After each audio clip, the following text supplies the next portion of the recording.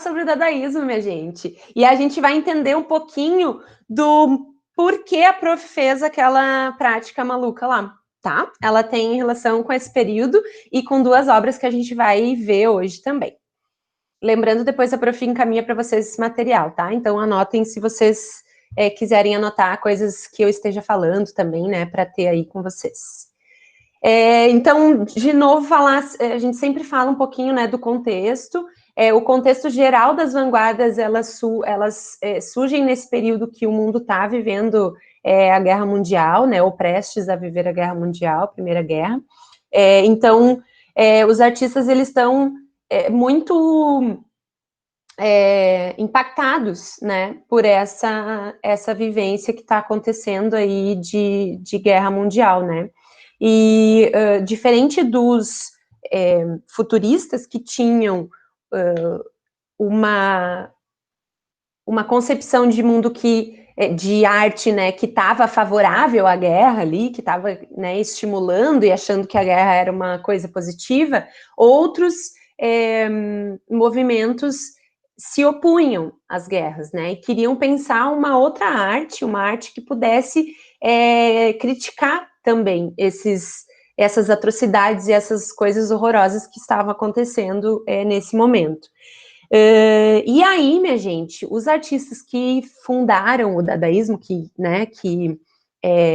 deram um pontapé inicial para que esse movimento artístico surgisse, eles eram artistas principalmente da Alemanha, que fugiram para Zurique, na Suíça, e quando eles se exilaram nesse novo país, eles começaram, então, esse movimento artístico, que também era um movimento literário, então eram de múltiplas artes, não só das artes visuais, né, que a gente fala bastante aqui, mas também um movimento literário, de produção de textos, né, enfim, e danças, teatros, então um movimento multiartístico, assim, e esses dois artistas foram os primeiros a criar esse movimento, que é o Tristan Tzara e o Hugo Boll. O Hugo Boll, ele vai, então, sair da Alemanha e vai montar lá em Zurique um espaço que ele chamou de Cabaré Voltaire. E nesse espaço, nesse lugar, que era uma espécie de um bar, que eles se reuniam para fazer as leituras, para mostrar o que estavam produzindo de arte, para fazer shows, espetáculos, né? Tudo, essas apresentações, elas aconteciam diariamente. Esse espaço foi o lugar em que a maior parte das discussões e das conversas e das trocas foram existindo por parte desses artistas, né? E muitos outros artistas também participaram, não só esses dois que a prof falou, né? O Tristan Tzara e o Hugo Boll. Agora a gente vai conversando. Então, era um espaço, um lugar, olha, aqui tem umas imagens. Olha ali que maluquice, né? Umas coisas penduradas e uma coisa assim multicultural que a galera ia para trocar ideia e para conversar sobre arte e produzir arte. Eu acho que tem essa versão atual, Sarah. E eu já vi. Tem espaços assim. Tem espaços Mas, Sarah, assim. Eu já vi isso na praia, Sarah. De repente eu fiz na praia um manequim no Preso teto, no sentado, teto. tomando. Tem espaços que tem essa estética, né, diferente, assim, que usa essas outras características. Tem muitos espaços aqui em Porto Alegre também que se propõem a ser espaços culturais e artísticos, é super legal a gente também conhecer esses outros lugares. Mas esse aqui era lá em Zurique, era esse cabaré que é o lugar que deu origem, então, a toda essa manifestação. Ele é um movimento artístico, gente, apesar de ser... ele usa justamente a ilógica, né? A falta de lógica, a própria irracionalidade, as coisas absurdas, o acaso, justamente como uma forma de criticar a realidade que estava existindo lá naquele momento, criticar um modo de existência que estava acontecendo naquele período, né? Então, ele é um movimento muito maluco, mas ele é extremamente, é o mais intelectual de todos os movimentos, né? Eu não posso dizer que é o mais intelectual, mas dizem muito que ele é um movimento muito intelectualizado, então a galera pensava muito, conversava muito, falava sobre, filosofava, produzia arte, e as obras que eles produziam tinham essas maluquices, mas era para justamente trazer o olhar, né, daquele espectador, da pessoa que está assistindo, da pessoa que está olhando, para pensar sobre, né? Então é super interessante isso. E aí, assim como o futurismo teve aquele manifesto, né, que a prof falou, por mais que eles fossem até contra a própria arte, né, o Dada, ele veio com essa coisa de ser contrário à arte, porque eles estavam criticando a arte da forma como estava sendo produzida até então, eles são inteligentes, né, a galera tá ligada na missão. Então, eles usam a própria forma da arte para criticar a própria arte. Então, eles usam a forma como os vanguardistas estão trabalhando nesse sistema de arte para criticar o sistema. Então, eles lançam um manifesto, assim como outros movimentos lançaram manifestos, né? Amores, tem alguém com o mic ligado, daí eu fico meio... Acho que talvez... Ah, foi. Não, tem ainda. Alguém tá com o mic ligado? Andrei, amorzinho, desliga o teu mic. Eu acho que é o meu. É que a prof fica bem perdida. Se eu fico ouvindo o zumbido, eu sou meio desatenta, assim, eu já me perco. Então, galera, eles lançaram esse manifesto. E olha ali uma parte do manifesto, tá? Esse manifesto em 1916, e foi escrito pelo Hugo Ball. Olha a maluquice. Isso é só um trecho, tá? O manifesto é maior. Dada é uma nova tendência da arte. Percebe-se o que é, sendo até agora desconhecido. Amanhã toda Zurique vai falar dele. Dada vem do dicionário.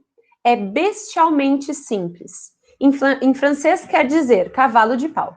Em alemão, não me chateis, por favor, adeus, até a próxima. Em romeno, certamente, claro, tem toda a razão, assim é. Sim, senhor, realmente, já tratamos disso. E assim por diante. Uma palavra internacional, apenas uma palavra, e uma palavra como movimento. Olha a loucura.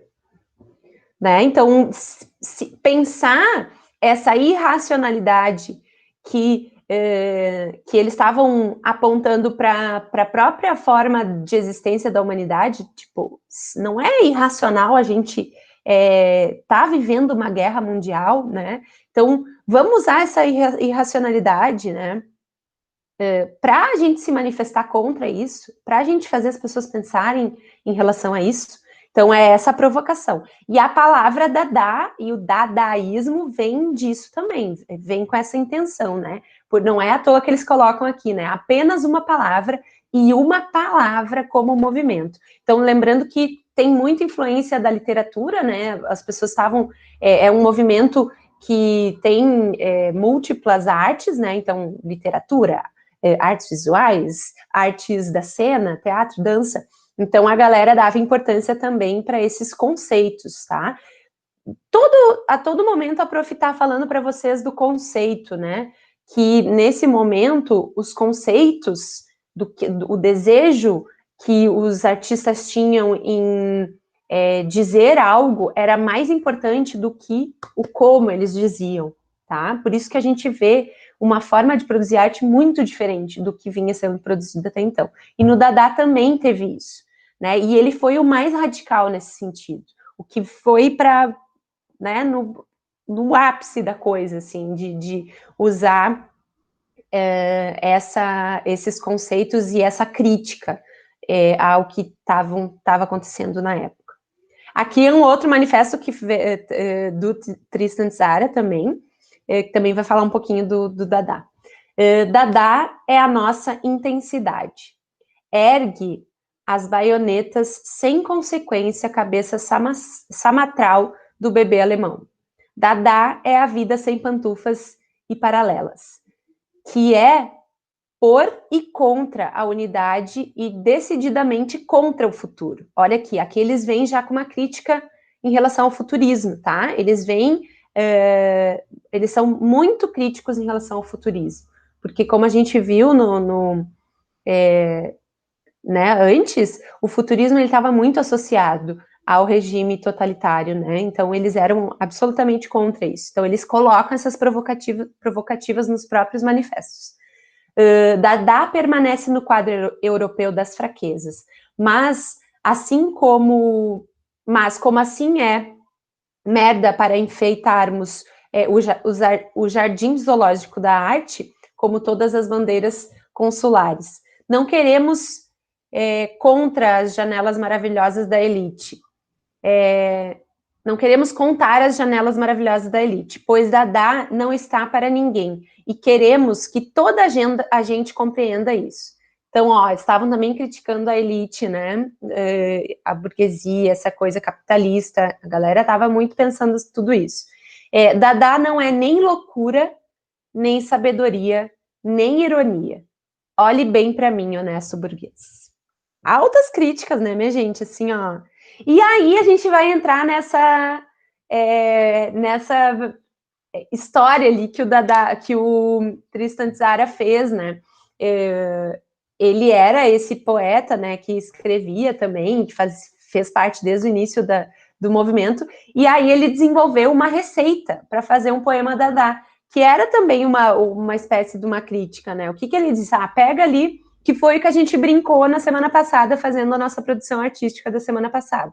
Então, aquela prática que a gente fez de cortar do jornal as palavras, né, misturar ali as palavras, pregar as palavras aleatoriamente e construir esse poema, a partir dessas palavras soltas, sem sentido, elas vêm dessa receita de poema que o Tristan Tzara propôs. Então, só para a gente ter uma noção, assim. E aí a gente vai também falar desse outro artista, Hans Arp. A prof não tinha falado antes, ele também foi um artista que estava envolvido no movimento dadaísta, e ele vai propor, dentre outras coisas, ele é mais das artes visuais, né, essas obras de colagens ao acaso. E aí a gente fez essa releitura, né, na prática da semana passada, de recortar esses pedaços e largar onde caísse os pedaços a gente colava. Essa era um pouco a técnica que ele usava para produzir essas colagens, né? E lembrando que a colagem vem desde lá do cubismo, né? O cubismo começou os artistas cubistas começaram essa introdução de outros elementos dentro da superfície ali da tela. E o Dada vai radicalizar isso, vai usar muito, muito mais do que se começou a fazer lá no cubismo. E aí o nome dessa obra é Colagem com Trabalhos Dispostos segundo a Lei do Ocaso. Então ela é exatamente o que a técnica de produzir essa obra né? Então é bem, bem curioso, assim. E aí, gente, o Marcel Duchamp é um nome, assim, muito importante para a história da arte. Inclusive, a gente considera que esse cara, não só esse cara, porque tem umas minas aí que também estão nessa história, tá? Mas que foram apagadinhas, só para variar. Mas esse cara, o Marcel Duchamp, ele é considerado uma das obras dele que hoje se questiona a autoria. Tem gente que diz que não era dele, era de uma outra mulher, que a gente vai falar sobre ela hoje, mas que essa obra, a fonte, depois pesquisem. Eu vou mostrar um vídeo curtinho hoje que vocês vão ter um gostinho sobre essa obra. Mas que ele teria inaugurado a arte pós-moderna, né? Então, a arte contemporânea. Teria saído dessa... teria sido tão emblemática a obra dele, né? E os Red Maids, que é esse tipo de trabalho que ele faz, usando coisas que existem no nosso cotidiano e dando uma outra função para essas coisas, ou seja, aqui, ó, a roda de bicicleta é um banco que ele coloca uma roda de bicicleta e isso vira a escultura dele, né? Esses são os ready-mades. Depois a gente vai falar mais sobre isso, eu não vou entrar tanto nisso, porque a gente vai conversar mais sobre, porque vai estar muito vinculada a essa transformação da arte do período do modernismo para o pós-modernismo, para a arte contemporânea, tá? Que vai ser muito que a gente vai conversar de agora em diante. A gente ainda tem um movimento para falar do período modernista, que é um movimento que deu continuidade, né? O Dada se transformou nesse movimento depois, mas aí a gente vai falar de arte contemporânea também, né? E de pós-moderno. E ele é um cara que, quando o Dada surgiu, ele estava em Nova York. Ele não estava na origem, né, quando iniciou o movimento. Mas ele soube do movimento através dos jornais, assim, né, do que estava acontecendo naquele cabaré Voltaire, naquela, né, lá em Zurique, e ele ficou muito curioso e começou a produzir também e a se articular com esses artistas que estavam pensando esse movimento. Então, ele é considerado também um dos fundadores do dadaísmo, né? Aí, aqui, olha o que ele faz, gente. Ele pega essa obra clássica. Qual é o nome dessa obra aqui? Quem lembra? Quem já viu na vida? A Mona Lisa, né, gente? O Da Vinci, muito importante, uma obra icônica, assim, da história da arte. E ele pega essa obra... Isso é uma arte ou é uma fotografia? Isso é uma arte dadaísta. Vou te explicar. Ele pega essa imagem, eles usavam muito essas colagens, né? E as obras, elas são provocativas, elas são para a gente se incomodar um pouco, para a gente estranhar, para a gente achar... que é isso que ele está fazendo? A minha arte que eu estava fazendo. Tu também tem esse olhar provocativo, Andrei. Lembra lá na tua apresentação? Olha que meu próprio arte, Tu tá ligado desse olhar, essa intenção aí dessa estranheza chega em ti também, né? Tu não acha tu não acha também? O que tu acha disso? Lembra aquele game over? Eu achei super provocativa aquela tua apresentação, aquela ideia lá, né? Tem uma ideia aí que tá aproximada dessa concepção de arte, né? Que é crítica, que tá criticando aí alguma coisa, né? Não só tu, tô falando tu porque tu tá falando agora, né? Mas a galerinha do 9º ano aí toda tem esse tino, né, para crítica de arte. E aí ele traz essa Mona Lisa aqui, que é uma obra do Renascimento, gente, um período assim super, né, importante, de um artista importantíssimo da história. Ela tem toda uma construção técnica super elaborada. Ele pega uma imagem dessa obra, cola num lugar, coloca um bigode na Mona Lisa e coloca essas iniciais aqui. Depois eu vou falar para vocês o que significa essas iniciais. E larga isso aí como uma obra. Imagina se isso não causa um rebuliço. Se a galera não fica... Meu Deus, o que está acontecendo? Hoje em dia, não. Hoje em dia, a gente tem muito acesso a muitas imagens, né? Então, para a gente nem... Não chega a chocar tanto. Mas a gente tem que pensar, tem que fazer essa viagem do tempo, né? Para uma época que é muito anterior à que a gente está vivendo agora. Então, outra concepção de mundo, outra ideia, outra noção de arte, outro entendimento, outra relação com a imagem, né? As imagens não eram tão difundidas, não tinha internet, né, gente? Então, pensa, é outra ideia, assim. Então, esse cara, depois eu vou dizer o que significa, tá? Esse cara também é considerado um dos pais aí, um dos caras que fundou também o Dada, apesar dele não estar junto lá com o Goubal e o Tristan Tzara lá em Zurique, quando o cabaré foi inaugurado, assim, enfim, começou a ter os trabalhos, mas ele se identificou e ele faz parte desse movimento. E é um cara bem importante, a gente vai falar mais sobre ele também. E aí, essa obra do Max Ernst é uma obra que está já transicionando para o próximo movimento, que a gente vai ver semana que vem, que é o surrealismo. Então, ele ainda tem as coisas absurdas do dadaísmo. Aqui, ó, tem uma mulher sem cabeça, daí tem aqui o elefante, né? Meio maluco, assim, umas ideias. Mas tem também essa imagem que já lembra coisas do subconsciente, do sonho, né, que é muito que o surrealismo vai tender a pensar, a mergulhar no subconsciente, né? Então, eles trazem muito essas imagens dos sonhos, essas coisas malucas que acontecem nos nossos sonhos, que transcendem, né, a realidade, por isso surrealismo, tá? E aí é isso, gente. Colagem, crítica social, palavras com novo sentido, palavras sem sentido. Tem artistas que produziram assim,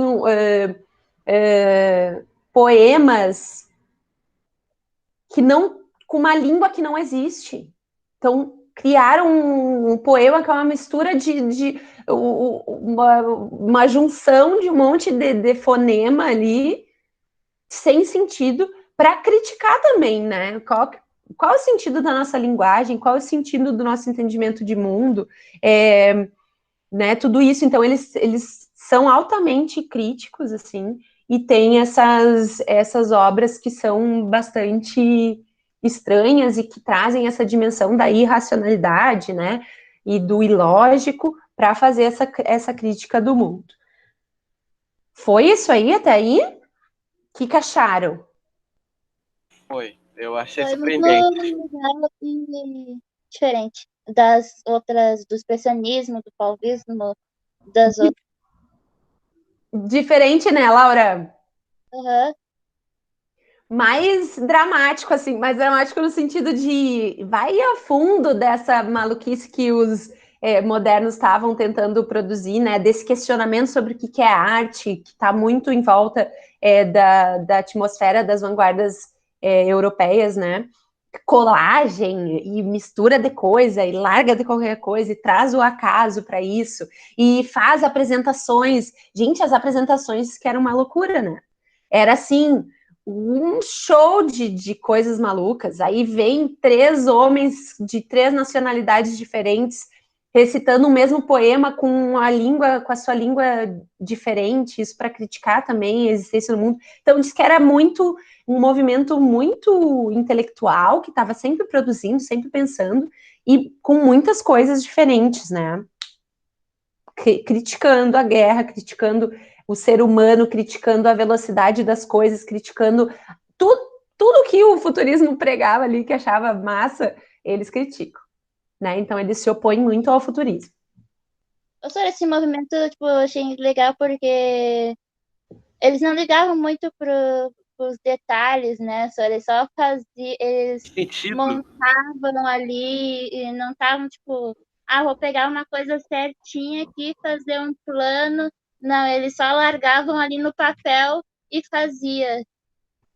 Era super, tem essa expressão mais do acaso, né? Mas, apesar da técnica ser isso, né? Vou pegar lá, vou largar isso. Eles estavam pensando por que eles estavam fazendo aquilo, né? Então, é um movimento que é muito conceitual. Ele está pensando o tempo inteiro, o artista está pensando o tempo inteiro o que ele quer provocar com essa ação que ele vai fazer, né? Então, a ação em si, ela é menos importante do que o que ela vai provocar. Olha só, né? Então isso sim faz muito sentido o que tu diz, né? Eles não estavam provocados, não estavam interessados em produzir uma arte bonita, né? Aliás, nenhum dos movimentos vanguardas tinham esse interesse assim muito, né, muito grande. Eles estavam interessados em pensar o que é arte, né? O que é pintura, técnicas diferentes, explorar outras formas de trazer a realidade, né? Trazer o que a gente está vivendo, não retratar a paisagem, né? Não é olhar a janela e retratar o que tu está vendo. Não, questões sociais, questões políticas, questões históricas, né? O sentimento do ser humano, como que eu retrato aquilo, esse sentimento. Né? O que importa mais? Eu pintar ali uma árvore, né, bonita que eu estou vendo, essa paisagem, ou importa o sofrimento humano que está acontecendo naquela época, né? Digamos assim. Então, são movimentos que estão pensando o tempo inteiro e que revolucionam muito a forma de produzir arte, né, desse momento. Revolucionam para sempre, né? Porque depois uma vez que a gente abre O leque de possibilidades, ele não se fecha mais, né? E a arte pós-moderna e contemporânea, ela é isso, ela é cada vez mais abrir o leque e trazer essas referências, multi-referências e produzir essas outras linguagens e pode tudo, né? Não pode qualquer coisa, mas pode tudo. Nessas novas formas de produzir, pode inclusive a própria existência da arte figurativa, de retratar paisagem, né? Hoje em dia, não, a questão não é mais essa, a gente superou isso, né? Ai, gente, eu falo muito. Alguém mais? Sara, pra mim a arte moderna hoje em dia, ela tenta ser o mais realista possível. Tem vertentes que trazem a questão do realismo. Mas realismo em que sentido? Olha, Hiperrealismo, uns artistas que olha, fazem, que é hoje em dia eu vejo a impressionante. arte pra mim, hoje em dia, eu vejo a arte como uma arte realista, né? Com o objetivo de ser mais realista e mais detalhada. Mas realista de representar o que a gente vê, como a gente vê, ou realista de representar o que acontece no mundo. Olha, Sara, é realista de todos os tipos de formas. Sei lá, se for realista em um desenho, em forma animada. Tem muito isso também, Andrei. Isso eu não quero dizer que é vida real, né? Ser o mais real possível o desenho. Isso tem Mas também, sim, tem que bem. seja realista em vários pontos. Sim, André, eu acho que eu tô te entendendo. Hoje em dia, gente, na arte contemporânea, né, pós-moderna e contemporânea, depois desse período que a gente está estudando das vanguardas, a gente tem inúmeras possibilidades de produzir arte. Tanto as formas mais tradicionais, né, quanto as formas mais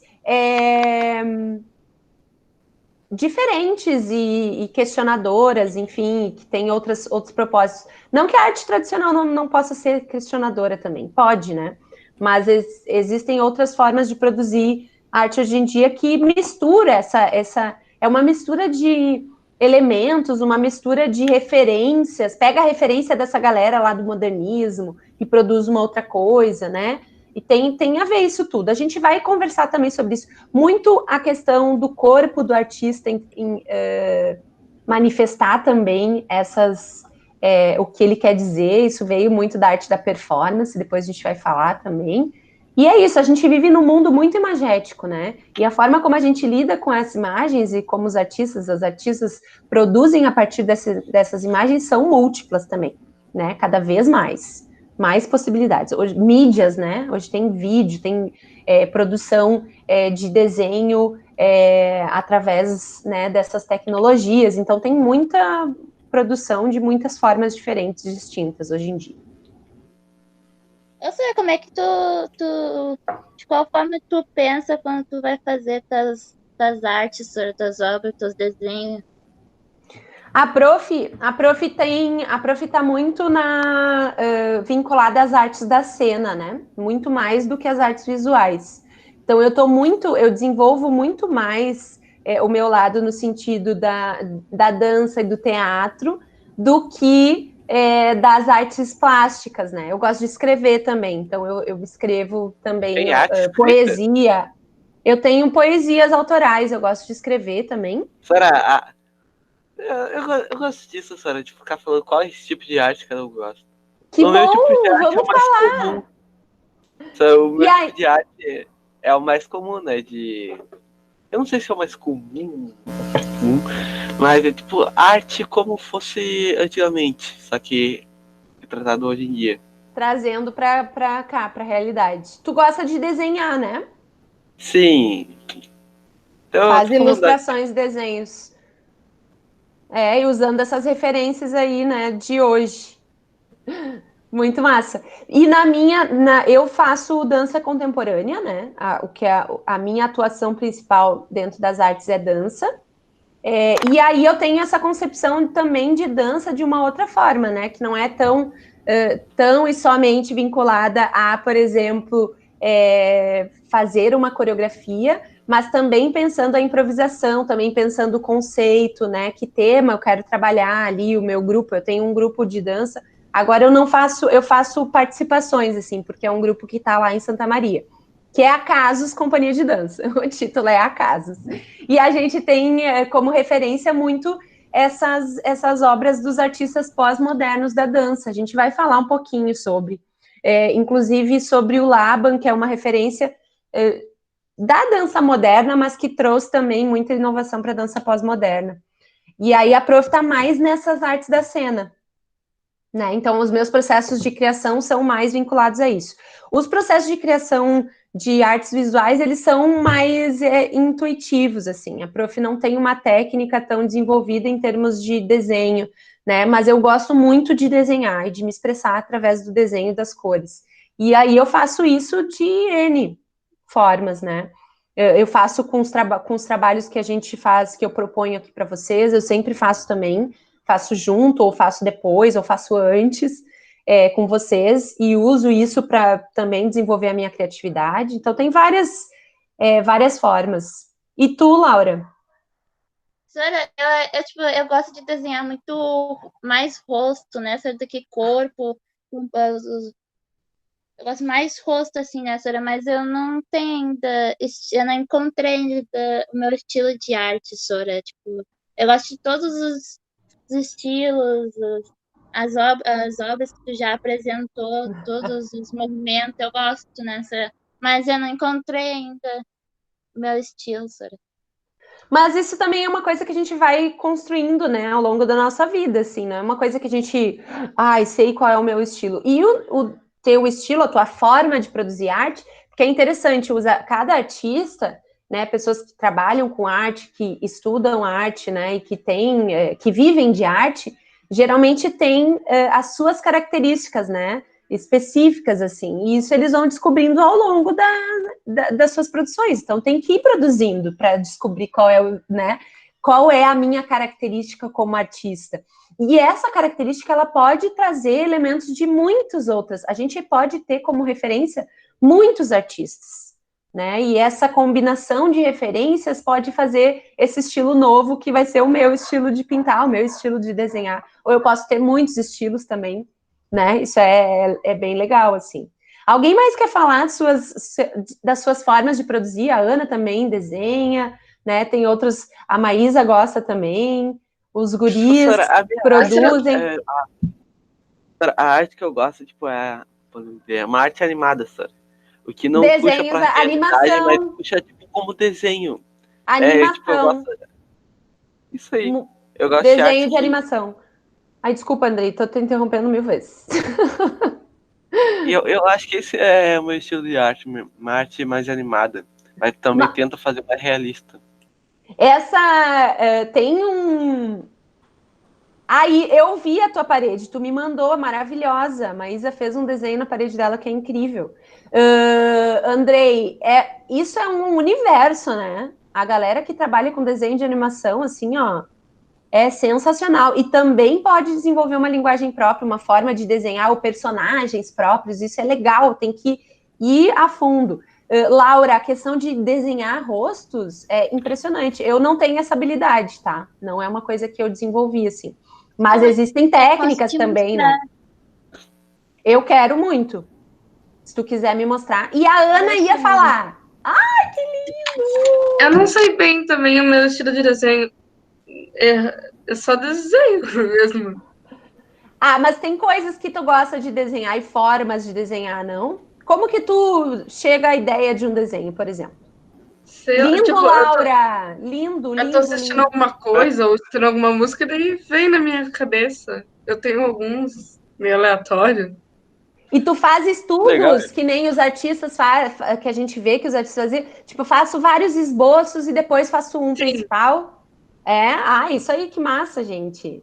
Que legal. E a Maísa, acho que saiu sem querer. Ela ia mostrar Uns aqui, Sara, pra te mostrar depois. Tá. desenhos com fogo. Olha o Ian.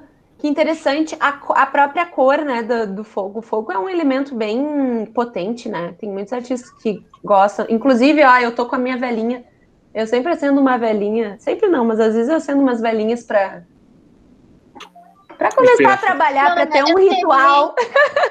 Professora, agora eu peguei, tipo, essa mania de pegar e de fazer rosto, né, Sora? e fazer uns negócios assim, meio aleatórios em Ai, volta. que Assim. lindo! Eu também sou assim, eu sou uma pessoa que fica pegando papel e desenhando o que pensar. Mas, gente, Até isso é sensacional. Isso a gente tem que fazer o tempo inteiro. Fazer um caderno. Olha ali, o da Laura. A Ana super Mas meu caderno desenha, os tem tanta guris arte também. mal feita, mas daí eu Olha, descobri. o Ian disse que usa spray, gosta de usar spray, né? O Arthur também desenha, Arthur. Geralmente eu desenho coisas de anime, sabe? Paulo. Ai, ó, eu também, quando eu escrevo, geralmente tem a ver com as minhas relações, quando eu escrevo. Meus relacionamentos. Esse São é o nível de matemática. artista que eu quero chegar um dia. Porque pra Qual mim, o anime nível? é uma animação mais realista possível que tem. Ai, massa. Gente, é isso. Eu desenho mais ou menos. Mas tu gosta de desenhar, Arthur, assim, de vez em quando, esboçar coisas? O Arthur tem uma veia que eu acho que é bem potente, que é da comédia e da crítica através da comédia também. Essa coisa engraçadinha, que às vezes ele lança umas piadinhas, isso é super potente para a gente criar, é interessante. Tanto no sentido. Eu desenho mal, mas estou tentando. Eu também não tenho tanta habilidade, gente, com desenho especificamente, né? Tenho outras habilidades. Eu gosto de desenhos abstratos, assim. Então, eu faço uma mistura de cores, às vezes, e tem momentos em que eu desenho, tem momentos que eu tô mais para outras linguagens, né? O que eu mais pratico é dança, que nem eu falei para vocês, né? Dança, teatro, videodança, essas coisas eu tenho muito interesse. Galera, eu tenho uma coisa. Eu sei que o papo tá incrível. Semana que vem a gente pode conversar mais. Sigamos conversando. Falem para mim aí como vocês produzem arte. Isso é parte fundamental da nossa disciplina, né? E cada vez mais a gente vai falar sobre isso. Nicole também desenha, também produz coisas. Todos vocês, todo mundo, né, gente? Não tem. Se a gente tem se a gente tem voz, a gente canta. Se a gente tem corpo, a gente pode dançar.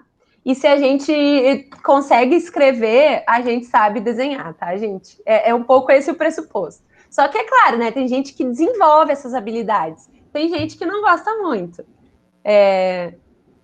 Mas é isso, né? Também não gosta, talvez, de apreciar mais do que fazer. Também é uma via, né? Também é uma possibilidade. Não é fã das artes, né? De fazer, né? Mas de assistir. Duvido que tenha alguém aqui que não assista um Netflix ou um filmezinho ou ouça uma música, né? Que a gente faz parte do nosso universo. A gente não tem como. Agora, mais do que nunca, né, gente? Que a gente está nesse momento mais confinado, mais dentro de casa. Se a gente não tivesse arte, gente, o que ia ser na nossa vida? Se a gente não tivesse como ouvir música, como assistir um filme, sabe? Como escrever uma coisa, desenhar uma Mesmo que coisa. artista, sabe? Não tem como, né? Não tem como viver, gente, sem a arte. É imprescindível. Por mais que a gente não produza tanto, né? A gente mais aprecia, mais goste de ser um espectador ou uma espectadora de arte, todo mundo, para todo mundo, isso está presente, né? Sora, eu separei só um caderno só pra isso, Sora. A gente desenvolve as habilidades, Nicole. Não vamos ser tão críticos em relação a nós mesmos, porque, gente, ninguém nasce um gênio da pintura sem desenvolver essa habilidade de pintar, né? Então, por exemplo, se tu gosta muito de música, desenvolve isso aí, né? Em ti, tenta tocar um instrumento, vai mudando de instrumento, tenta aprender a cantar. Né? Por mais que a gente não vá ser, por exemplo, um artista, um cantor, uma cantora, um famoso, ou um artista visual famoso, isso é bom para nossa existência, a gente experimentar essas coisas, faz bem para a gente, né? Eu tenho uma coisinha que eu queria muito, muito, muito, muito, muito passar para vocês. Tá, meus amores? Então, assim, vocês viram que a gente não falou sobre nenhuma artista mulher dadaísta? Vocês acham que a prof ia passar isso aí sem criticar, sem dar uma puxadinha de orelha aí? Não, né? A prof vai trazer referência de artistas mulheres também, tá? Então, vou mostrar para vocês um vídeo. Inclusive, anotem essa referência. Vocês vão ver que eu já passei um vídeo dessa menina, que é a Vivi. Ela tem Vivi Eu Vi, é o nome do YouTube dela. Ela é uma youtuber, ela fala sobre... tem também no Instagram. E ela é uma fonte que a prof usa muito, eu gosto muito de como ela produz os vídeos, é uma historiadora da arte, né, então ela conhece muito sobre arte, assim como a Patrícia de Camargo também, tem outro, também é uma youtuber aí, uma galerinha que produz conteúdo em termos de arte, de artistas, né, de história da arte. Sigam essas pessoas, gente, e olhem os materiais que elas produzem, que é muito massa. Oi? Você fez uma pergunta, tu compraria uma arte? Meu amor, a prof não tem dinheiro para comprar arte. Não, eu compro artes, eu compro muitas artes. Eu não gosto dessa coisa de comprar arte, eu gosto de admirar. Mas é importante, gente, a gente tem que entender que a arte, ela também é uma profissão, né? E que os artistas vivem dessa produção. Então, a prof compra muitas artes. Eu compro muitas artes de muitos artistas independentes, artistas que não são tão conhecidos. Eu nunca comprei uma obra num leilão, né? Nunca participei de um leilão, nem acho que nunca, talvez, eu vá participar. Mas chegar no leilão é difícil, né? Acumular até o resto. Porque é absurdo o valor, né, gente? Os valores são coisas, assim, impressionantes. Sora, falando de leilão, ontem deu no Fantástico sobre as obras e o leilão, né, Sora? Eu vi uma obra de 32 milhões de reais, Sora. Amores, é assustador. A gente não tem noção dos valores que essas obras chegam a ter, desses artistas muito reconhecidos. Eu vou passar para vocês depois. Eu vou mostrar para vocês. Hoje não vai dar, então. A gente está papeando, vamos ficar papeando. Tá bom a conversa. Mas semana que vem eu mostro as artistas, tá? Eu vou pedir para vocês anotarem só. Vou escrever elas no chat. Se vocês quiserem ir procurando para saber um pouquinho delas. Mas tem um artista... Tem um artista... né? Ai, que coisa! Dá vontade de seguir aqui mais 2 horas. Tem um artista que chama Banksy, que ele fez um troço muito massa. Ele é um cara muito conhecido, eu posso depois também mostrar outras referências e outras obras. É um artista de rua, então ele trabalha com grafite, né? Putz, eu também já vi. Que é massa, Banksy. E olha o que ele fez, gente. Olha o que ele fez, que genial.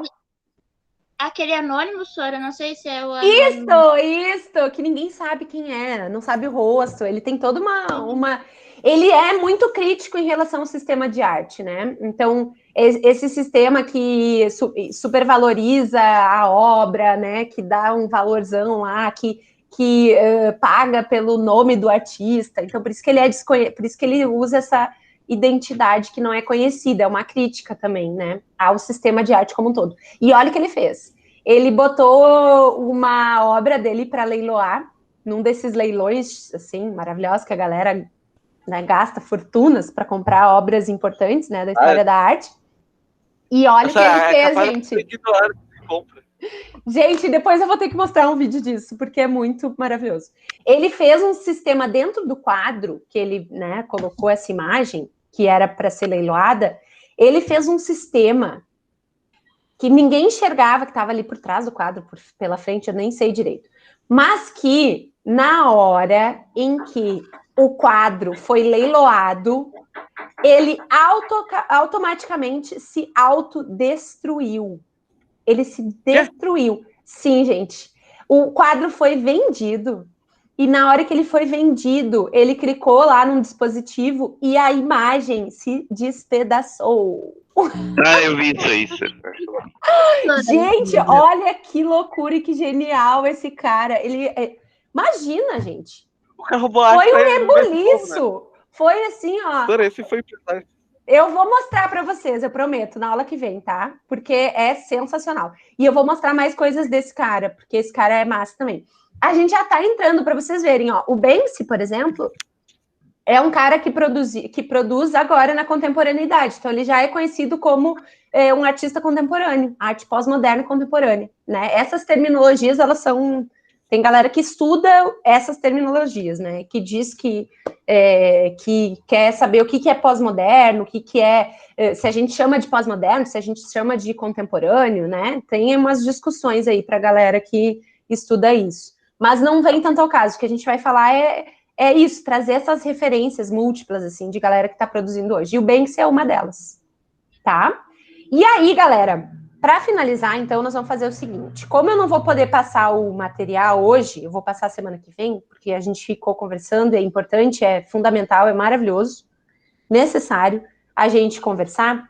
Eu vou largar aqui 5 nomes, tá? Anota aí. Pega o caderno aí e anota. Eu vou largar aqui no chat. 5 nomes. Ou é para a próxima aula? Para a próxima aula.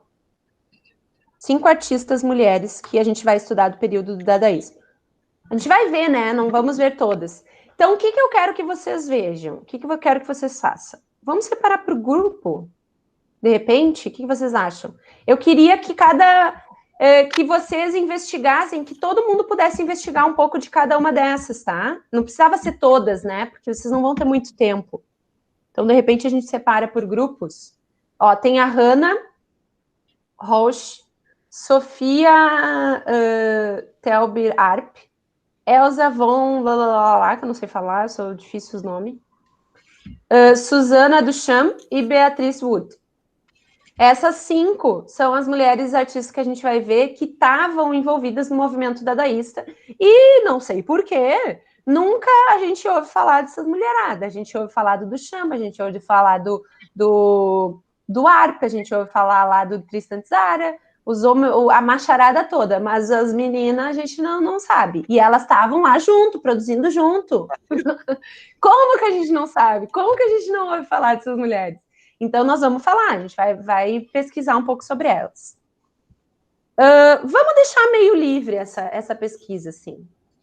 Deem uma olhadinha geral, larga no Google, olha no geral ali o que vocês encontram sobre essas artistas e tragam uma dessas. Uma obra e uma artista que vocês tenham gostado mais, tá? Dessas 5 aqui.